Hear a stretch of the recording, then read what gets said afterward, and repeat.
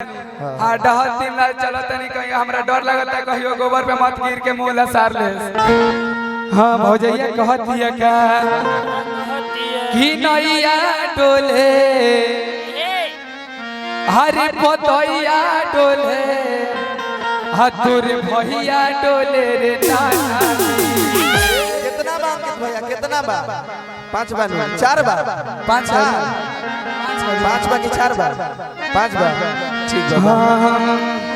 की मटकी पिया छले डगर हा करी हइया डोले रे नाना। भैया हमारा गांव वाला ठेका बजा तो आप देख रहे हैं भवानी भोजपुरी के माध्यम से। वाह कि नैया डोले पतैया डोले तोरा भैया डोले रे राधा जी।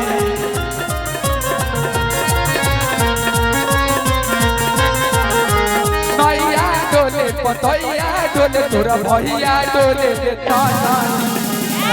मटकी पिया छले डगर करी हइया डोले नाना।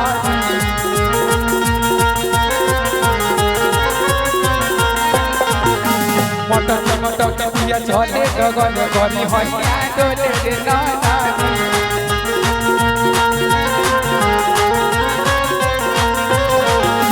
नैया डोले पतैया डोले तोरा भैया डोले रे नाना।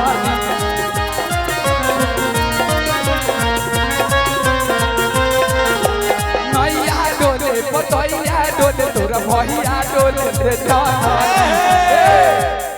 ए जैसे भाव चेंज करो। अरे भाई मटकी पिया चले डगर करे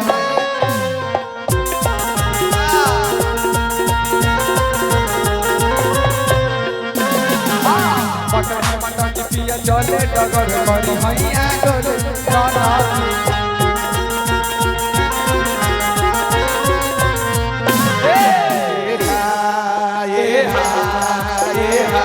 भैया लाइटो वाइट कर दीजिए भैया। और का कहत बा चले लूडो हरिया त नदी बीच नैया हिलोर मारे।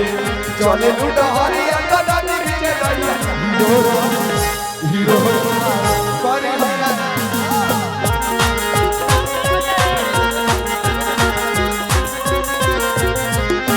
ए भैया भाई देखो अरे चले लूडो हरिया त नदी बीच नैया हिलोर मारे। चले लूडो हरिया त नदी बीच नैया हिलोर करी हइया हिलोर मारे।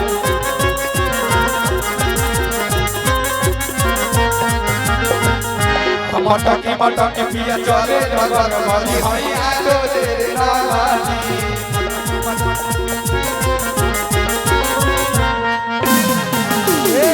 और भैया कहती है काम कि तोहरा भैया के बाटे हरे साला की स्वभाव हो देखते ही बन जाला हरे हमर मिजाज हो कि तोहरा भैया के स्वभाव हो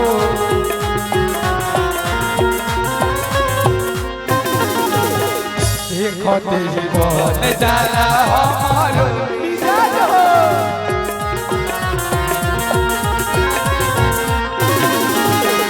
तोहरा भैया के बाटे अलग स्वभाव हो देखते ही बन जाला हमर मिजाज हो। और कहते का नैया डोले पतैया डोले भैया डोले नाना।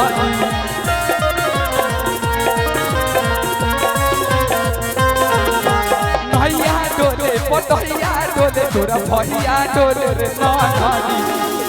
मटकी पिया चले डगर भैया डोले नाना।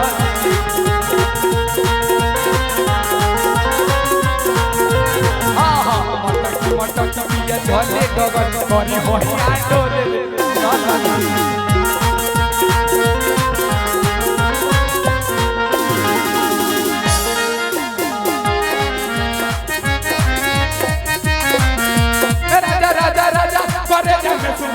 उठा लो तनी कोरा भेटाई तकल बहिया में कसी के सैया तुम्हारे ना कच खोज बहिया में कसी के सैया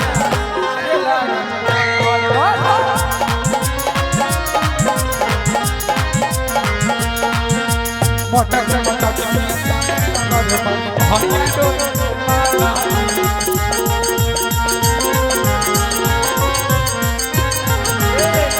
और भजिया कहतिया काम कि चढ़ली जवानी हमर अरे भइल बा मारुति रात दिन फेंके पेटी कोट में से कि चढ़ली जवानी हमर भइल बा मारुति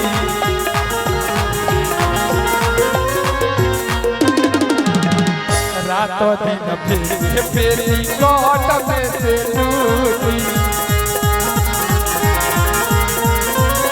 भैया एगो हमरा भाव मन पर गइल अरे कि है चढ़ली जवानी हमर भइल बा मारुति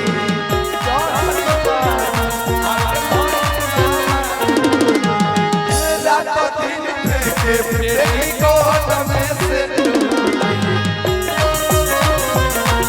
ए भैया राजा अरे कि है नैया डोले हाय हाय हाय हाय अरे तब पतैया डोले पतैया डोले अरे कि नैया डोले तब पतैया डोले तोर भैया डोले रे नानादी तो मटकी मटक पिया चले डगर गरी हरिया डोले नानादी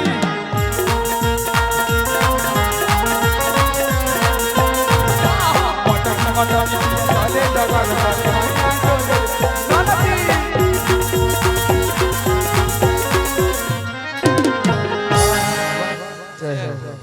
वाह वाह